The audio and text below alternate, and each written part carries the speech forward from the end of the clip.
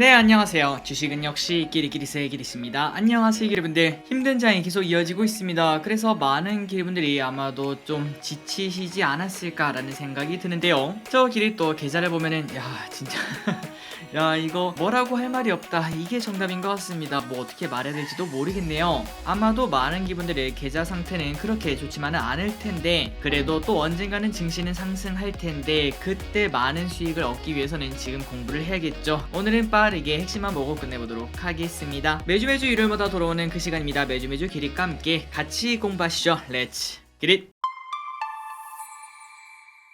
바로 내용으로 들어가도록 하겠습니다. 이번 주 코스피도 살짝 오르나 싶더니 결국 하향하는 걸 확인할 수 있었고요. 지금 현재 최악의 상황은 또 신저가를 만들었다는 겁니다. 그래서 다음 주에 만약에 여기서 한 번 더 떨어진다면은 이제는 2200도 위험하다라는 생각도 해볼 수 있고, 가끔 우리가 이런 얘기를 들었죠. 이번에 2000이 깨질 수 있다. 그런 얘기가 사실이 될 수도 있는 그러한 위험한 위치라고 생각을 해볼 수 있습니다. 그렇기 때문에 이번 주에 반등을 해주는가, 반등을 해준다면은 여기 라인이 이제 강력한 지지선이 될 수도 있겠죠. 그 부분을 관심 있게 봐야 될 것 같습니다. 그리고 삼성전자는 상태가 좋지 않습니다. 최근 들어 반도체가 안 좋다 이런 얘기가 나오고 있는데, 그런데 솔직히 말해서 이때까지 전부 다 반영한 게 아닌가 이런 생각은 충분히 해볼 수 있습니다. 그럼에도 불구하고 어쨌든 시장 분위기가 안 좋다 보니까 삼성전자 결국 56,200원까지 떨어지고 신저가를 또 쓰는 걸 확인할 수 있는데, 하지만 이 가격은 물론 지금 들으면은 너무나 먼 미래 같고 그 다음에 좀 혹시나 더 떨어지는 거 아니야 그런 생각은 해볼 수 있겠지만, 1년 전만 하더라도 삼성전자가 8만원이 넘었는데 지금 현재 56,200원, 그런데 삼성전자는 바뀐 게 없습니다. 지속적으로 성장하는 기업이죠. 지금 이 가격은 분명 기회일 거라고 생각을 해볼 수 있습니다. 다만 그런 와중에도 우리가 바로 못 사는 이유는 단기적으로 추가 하락 가능성이 분명 존재하기 때문이죠. 어쨌든 삼성전자는 지속적으로 떨어지는 칼날을 만들고 있기 때문에 조금은 어려운 상황이라고 볼 수 있습니다. 그리고 코스닥 차트를 보도록 하겠습니다. 이 친구는 아직까지 전 저점을 깨진 않았네요. 그런데 어느덧 729까지 떨어지는 걸 확인할 수 있고요. 불과 얼마 전만 하더라도 1000포인트 위에서 놀았던 그 친구가 여기까지 하락했으니 지금 하락폭이 얼마나 큰지 우리가 쉽게 느낄 수 있습니다. 이 친구도 이번 주가 중요하다고 볼 수 있겠네요. 전 저점을 깨는지 확인을 해봐야 될 것 같습니다. 그리고 매동을 보도록 하겠습니다. 매동은 안 좋습니다. 개인만 매수, 외국인 전부 매도, 기관 전부 매도, 연기금도 전부 매도합니다. 환율이랑 유가는 이제 보통의 모습을 나타내고 있습니다. 환율은 오르다 못해 이제 조금 멈추는 걸 확인할 수 있고, 그리고 WTI는 떨어지다가 잠시 쉬어가는 흐름을 만들고 있죠. 그래서 환율은 1298원, 그리고 WTI는 108.43달러에 거래가 되고 있습니다. 그래서 지금까지 보다시피 조금 비관적인 이야기밖에 없습니다. 하지만 지금 그나마 긍정적인 걸 찾아보자면은 외국인이 선물 시장은 매수를 하고 있다는 걸 확인할 수 있고요.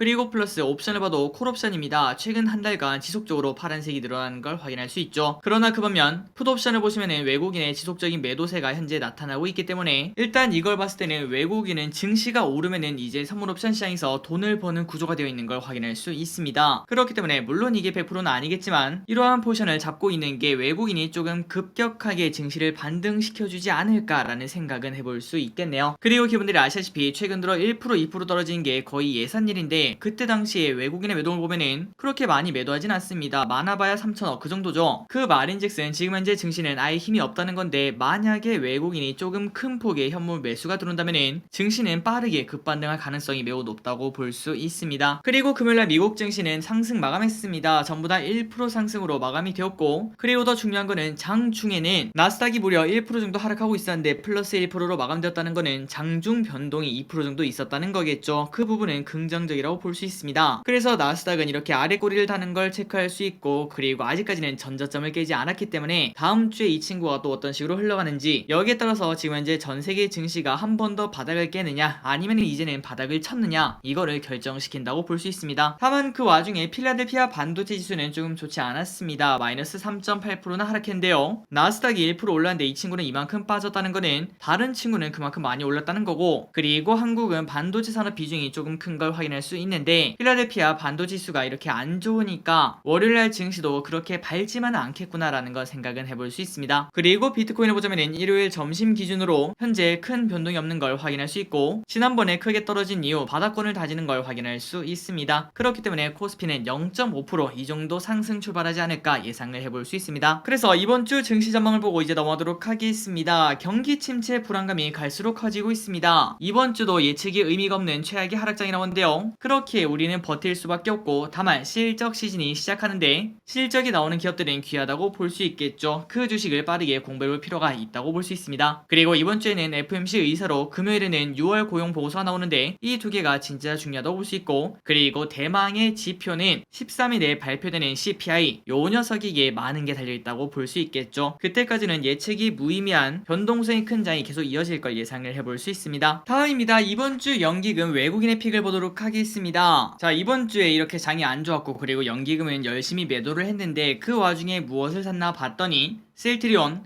삼성물산, 셀트리온 헬스케어, 하나솔루션, OCI, 삼성 SDI, FNF, 한국항공우주, CS윈드, 두산 에너빌리티 이렇게 매수하는 걸 확인할 수 있습니다. 최근 들어 연기금이 셀트리온 친구들 그리고 플러스 태양광에 집중하는 걸 확인할 수 있습니다. 그리고 외국인은 LG생건, 네이버, 두산 에너빌리티, 아모레퍼시픽, 셀트리온, 삼성물산, 타차전, LG화학, 카카오, KT 이렇게 매수하는 걸 확인할 수 있습니다. 마지막으로 개인분들은 삼성전자, LNF, LG에너지솔루션, NC소프트, SK하이닉스, SK이노베이션, 에코프로비엠, SK바이오사이언스, 카카오뱅크, 그래프톤을 매수합니다. 다음으로 이번 주 주요 뉴스는 어떤 게 있었는지 확인해 보도록 하겠습니다. 자, 월요일에는 이러한 뉴스가 있었습니다. 블룸버그 통신이 현대차를 소환하며 미안하다 일론 머스크, 지금 현재 전기차 시장은 현대차가 슬금슬금 장악하고 있다. 이러한 우리가 봤을 때는 국뽕 느낌이 나죠. 국뽕 뉴스가 나오는 걸 보면서 현대차의 투자 심리가 매우 좋아졌다고 볼 수 있습니다. 그래서 그날 당일 5% 넘게 상승하는 걸 확인할 수 있었습니다. 그러나 수요일에 갑자기 또 이런 소식이 나왔죠. 현대기아차 압수수색 소식이 나왔습니다.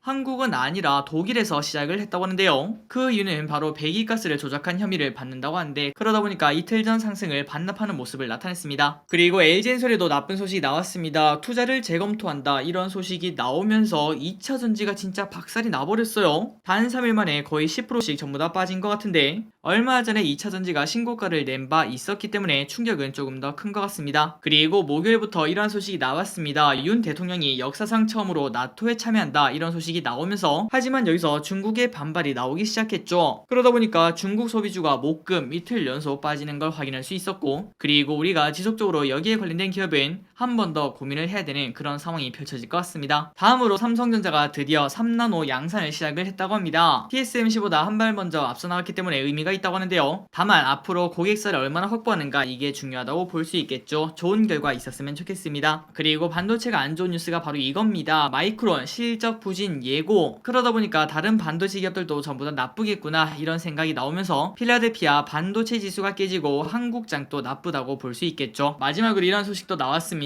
무역 적자가 최대 규모, 올해 상반기 무역 적자가 103억 달러로 역대 최대 규모를 달성을 했다고 합니다. 물론 이거는 원자재 그리고 에너지 가격 급등 때문이라고 볼 수 있고, 이게 잠잠해지면 또다시 돌아올 거라고 생각은 해볼 수 있지만, 지금 당장은 당연히 나쁜 소식이라고 볼 수 있겠죠. 그리고 마지막입니다. 다음 주 주일장을 보고 마무리하도록 하겠습니다.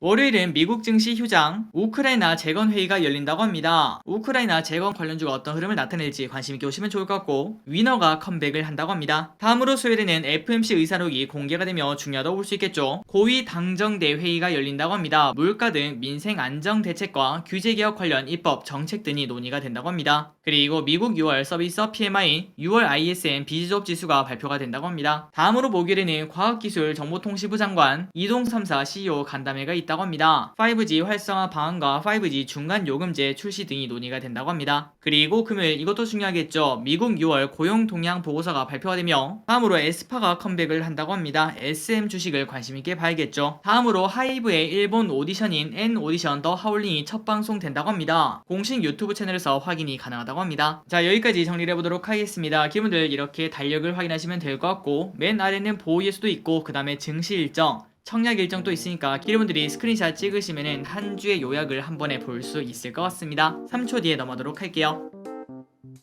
자, 오늘도 이렇게 같이 공부해주셔서 진심으로 감사합니다. 이번 주는 어떤 흐름이 나올지 모르겠지만 그래도 긍정적인 흐름 나오기를 진심으로 바라도록 하겠습니다. 지금까지 길이 있었습니다. 빠이요.